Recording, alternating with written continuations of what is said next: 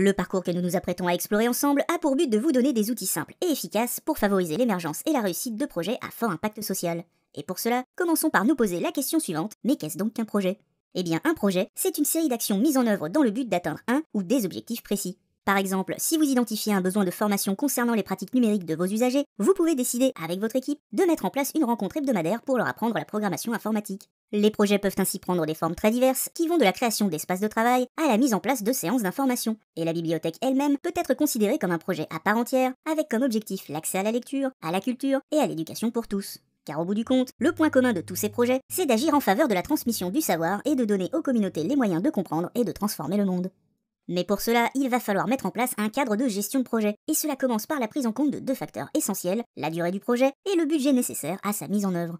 Disons par exemple que l'on souhaite améliorer l'accès à la lecture dans la ville de Douala. Pour cela, il faudra réhabiliter un espace bibliothèque, former des personnels et proposer une programmation riche, actions dont on estime qu'il faudra environ 1 an pour les mettre en œuvre et 70 000 € de budget. Autre exemple, mettons que vous souhaitiez améliorer la santé materno-infantile, il s'agira alors de mettre en place une meilleure formation des sages-femmes traditionnelles et un meilleur suivi de la vaccination des enfants, et ce, pendant 3 ans, pour un coût de 250 000 €.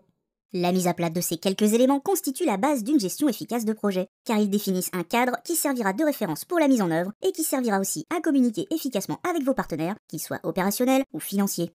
À partir de cette base, il faudra bien sûr étoffer le projet, qui devra contenir un objectif général, c'est-à-dire ce à quoi contribue le projet de manière globale, des objectifs spécifiques, autrement dit les avantages directs destinés au public, un descriptif des résultats attendus, une liste des activités et des actions concrètes à mettre en œuvre pour atteindre ces résultats, un chronogramme qui permet de visualiser les différentes phases du projet dans le temps, un budget qui détaille les différents types de dépenses et leurs montants, et enfin un système de monitoring-évaluation qui reprend les principaux indicateurs du projet. Mais ce n'est pas tout, car pour mettre sur pied un projet solide apte à attirer les financements, il faudra prendre en compte les 3 facteurs clés qui sont en général retenus pour juger de la qualité d'un projet. Tout d'abord, la pertinence. Autrement dit, le projet doit répondre à des besoins clairement identifiés et prioritaires. Il est donc primordial de définir très précisément le contexte dans lequel est mené le projet, en prenant en compte les contraintes locales.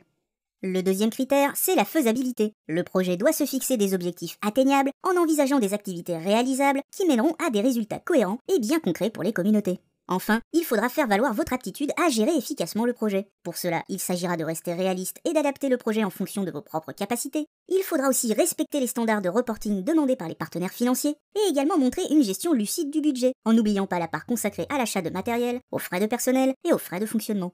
En plus de ces critères dits généraux, il y a aussi ce qu'on appelle les critères de qualité transversaux.